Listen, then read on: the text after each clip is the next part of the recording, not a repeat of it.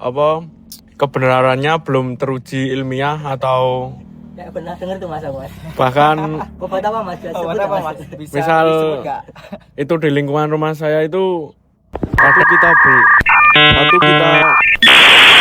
satu kali kita berhenti. Oke, Assalamualaikum warahmatullahi wabarakatuh.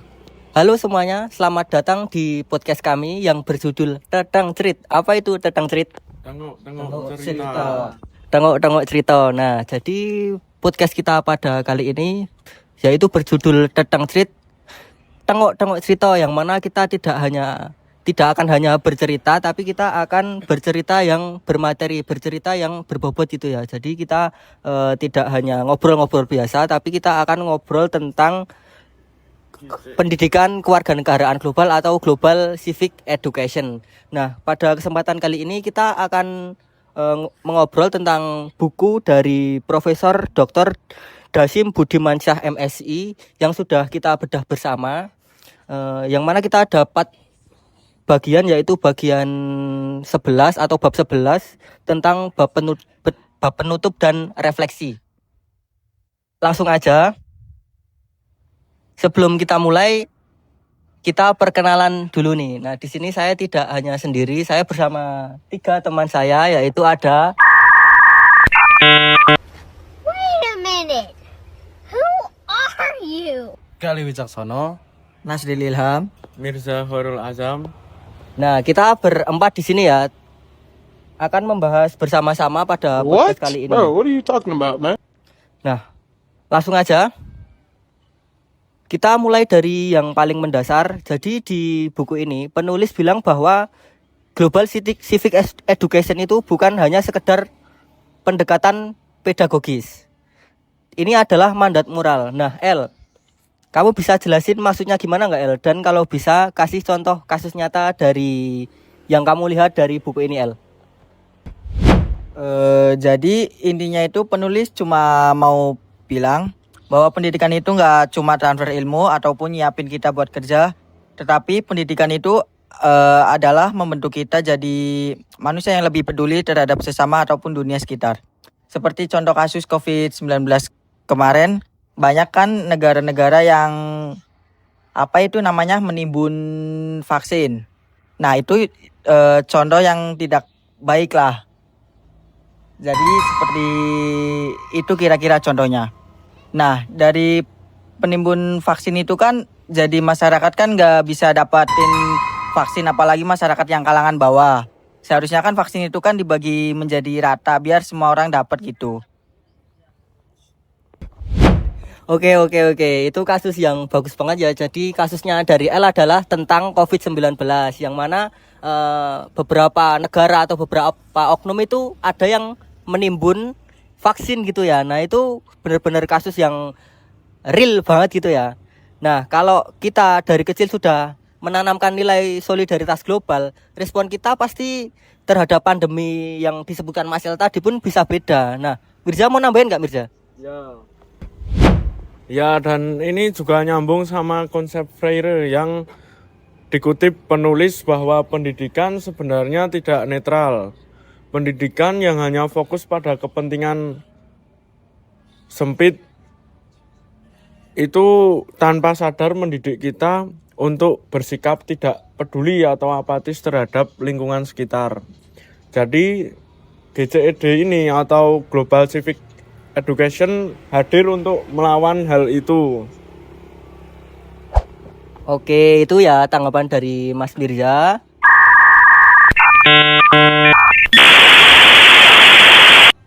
Nah, kalau di sini penulis tuh juga ngomongin nih soal kolektif, bahwasanya menghadapi masalah global itu harus bareng-bareng, tidak bisa nih hanya diselesaikan oleh Indonesia saja, tidak bisa diselesaikan oleh negara Cina saja, Amerika saja, tetapi semua negara, semua warga global itu harus bersama-sama menghadapi pandemi ini gitu, teman-teman. Nah, kalau Mas Galih nih, Mas Galih, ada nggak Mas Galih kasus konkret yang bisa menunjukkan pentingnya aksi kolektif itu, aksi nyata itu? Mungkin ya ada banget ya. Ambil contoh krisis iklim, emisi karbon itu makanya lahir perjanjian Paris 2015 yang ditandatangani hampir 200 negara. Itu wujud nyatanya aksi kolektif, tapi yang menarik dari bab ini, penulis bilang, aksi kolektif nggak harus selalu skala sederhana, bikin gerakan zero waste di kampus, atau kampanye kesadaran di media sosial yang penting bareng dan niat berubah. Gitu Mas. Oke, bagus banget ya. Jadi Mas Galih tadi menyampaikan kalau kita mau beraksi itu tidak melulu kita harus menjadi orang yang penting dulu, tidak melulu kita harus menjadi orang yang punya power dulu gitu teman-teman. Kita sebagai warga negara yang biasa aja seperti ini ya, seperti kita warga-warga biasa ini juga bisa melakukan aksi gitu teman-teman. Nah,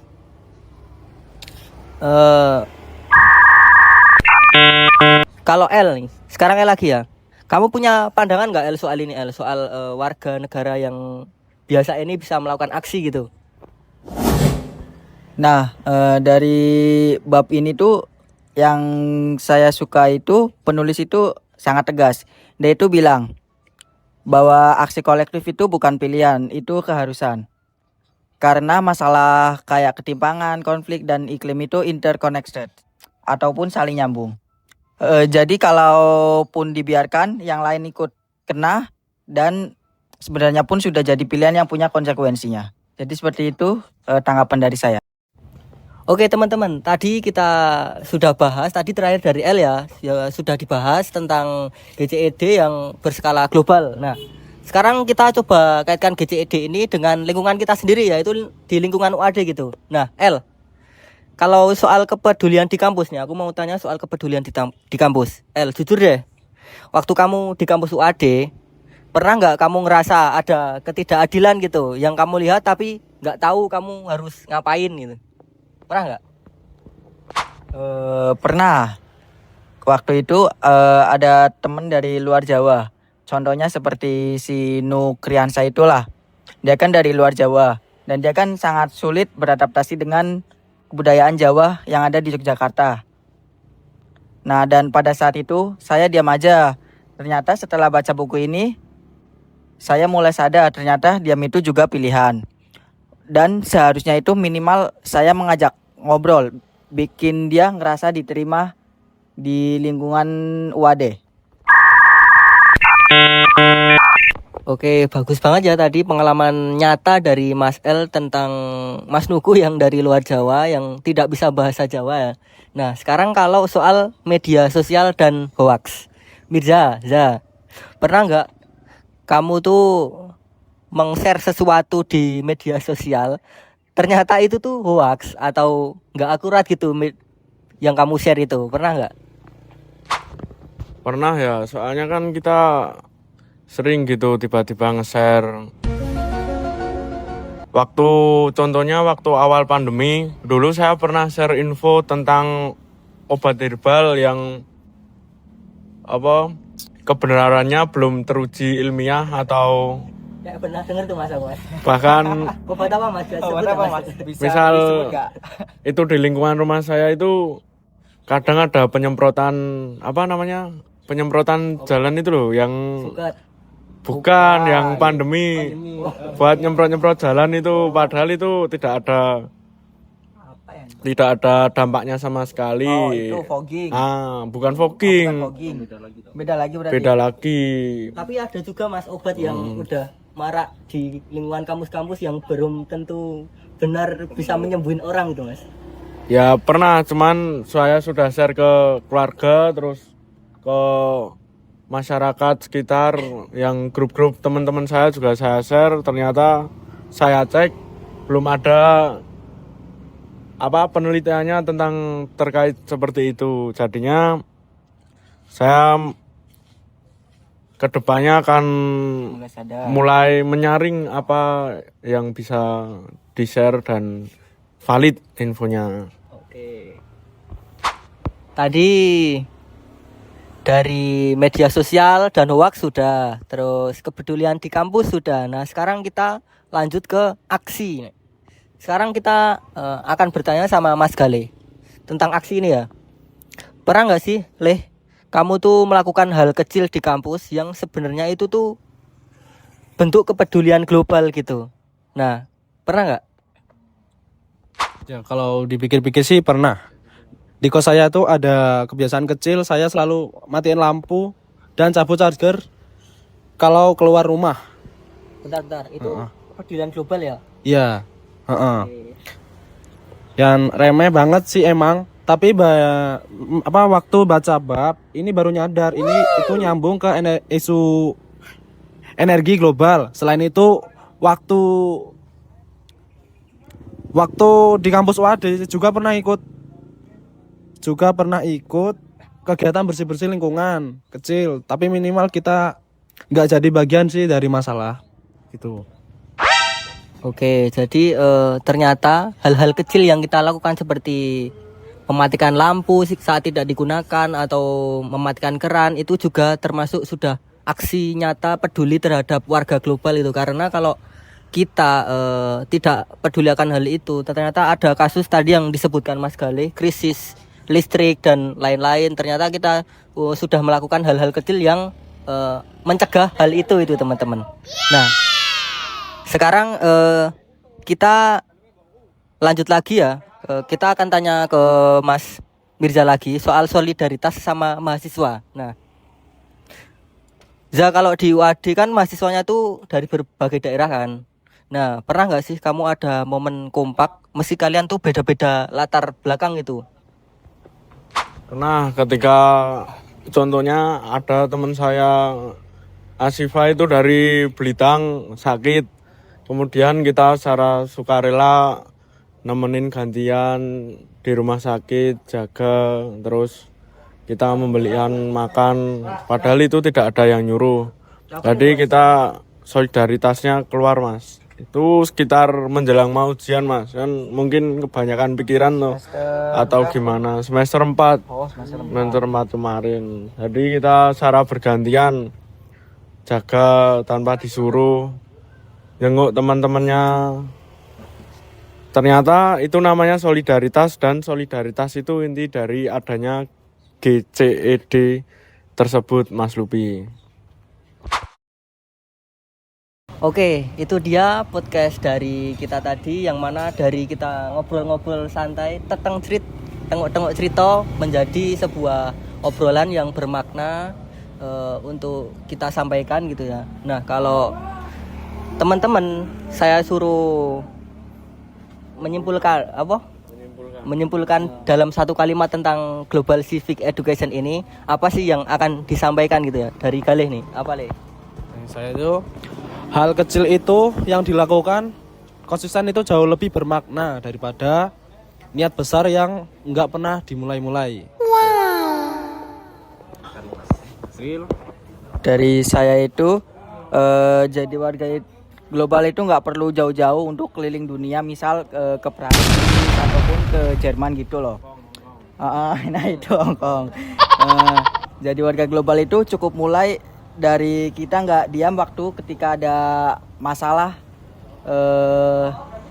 Ya seperti itulah. Nah, dari Mas Mirza apa? Satu kali kita berhenti nge-share hoax, itu sudah jadi kontribusi nyata buat dunia yang lebih baik. Begitu Mas Rupi. Mantap. Kalau dari saya sendiri ya, kalau kalimat paling berkesan itu malah ada di kalimat penutup buku ini teman-teman. Nah, yang mana pendidikan itu harus jadi jembatan menuju dunia yang penuh harapan, keadilan, dan kemanusiaan. Saya rasa kita semua, El Mirza Galih dan saya bisa mulai membangun jembatan itu dari hal sekecil podcast ini. Mau bicara, mau belajar, mau berbagi, itu hal yang sudah baik gitu. Nah, kita sudah sampai di penghujung podcastnya. Izinkan saya simpulkan podcast pada hari ini, yaitu bab 11 mengingatkan kita bahwa Global Civic Education bukan teori yang jauh di langit. Ia adalah cara kita berpikir, merasakan, bertindak setiap hari. Dan dari ruang kelas, dari media sosial, dan dari pilihan-pilihan kecil kita. Warga global nggak lahir dari paspor atau perjalanan ke luar negeri. Ia lahir dari kesadaran, empati, dan keberanian untuk bertindak. Terima kasih buat Nazril, Mirza, dan Galih yang sudah berbagi dan jujur bercerita tentang pengalaman nyatanya masing-masing dengan penuh semangat hari ini. Terima kasih. Dan terima kasih untuk kalian semua yang sudah mendengarkan podcast ini secara full gitu ya, full. Semoga obrolan sederhana ini menjadi sesuatu yang bermakna. Sampai jumpa di kesempatan yang akan datang. Cukup sekian dari kami. Saya tutup. Wassalamualaikum warahmatullahi wabarakatuh.